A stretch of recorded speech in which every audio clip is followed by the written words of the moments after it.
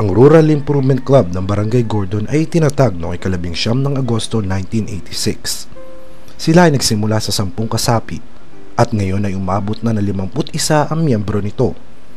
Nakalikom sila ng 800 piso buhat sa kanilang saping puhunan at ito ay kanilang ginamit na panimulang puhunan para sa mga proyekto ng samahan. Ang kanilang mga proyekto ay pag-aalaga ng baboy, kambing, at kalabaw galing sa Animal Dispersal Program ng Pambayang Agrikultor, pagtatanim ng mga halamang gulay at halamang ugat. Noong 1993, ang pamahalaang bayan ng Alabat ay nagpahiram ng puhunan sa Rural Improvement Club na halagang 10,000 piso upang maging dagdag puhunan ng samahan. Siya pong ginamit naming puhunan sa pagkakaroon ng tahian ng punda at saka ng potholder. Nagkaroon din sila ng mga plastik na lamesa at upuan na pinahihiram na may karampatang bayad. Nabayaran din nila na sabing pondo at patuloy na umiikot sa mga kasapi ang kanilang tubo.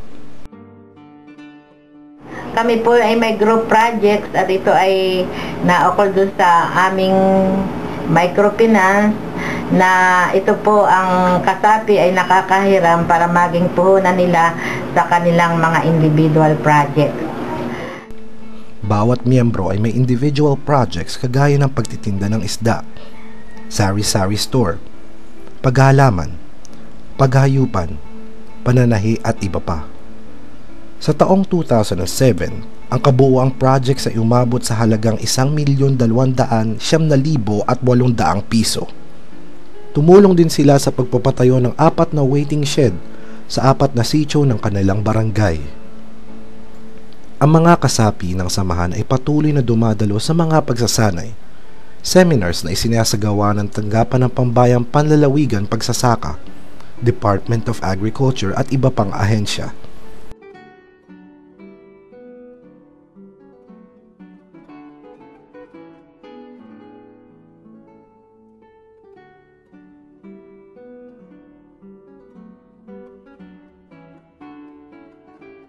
Alam nila na malaki ang may tutulong upang ang bawat isa ay maging maunlad, hindi lamang ang kanilang kaisipan kundi maging ang kanilang pamumuhay.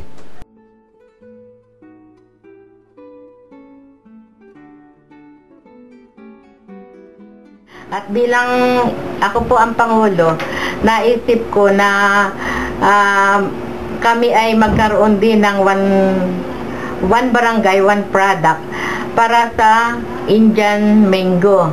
Dahil sa kaisipan ko po na ang Indian mango sa panahon na namumunga, ito'y hindi mabili.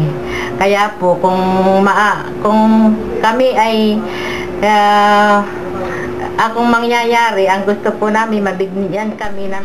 Tumutulong din ang GIRC sa mga gawaing pampubliko tulad ng Clean and Green projects.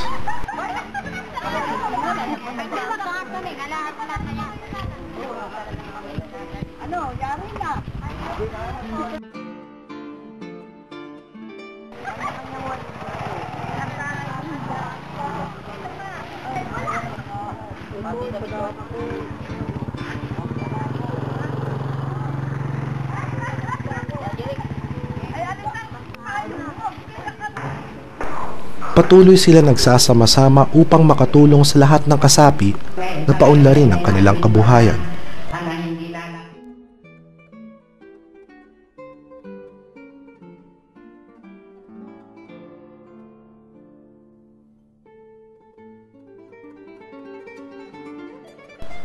Ang pamahalaan ng Alabat ay patuloy na sumusuporta sa layunin ng grupong ito.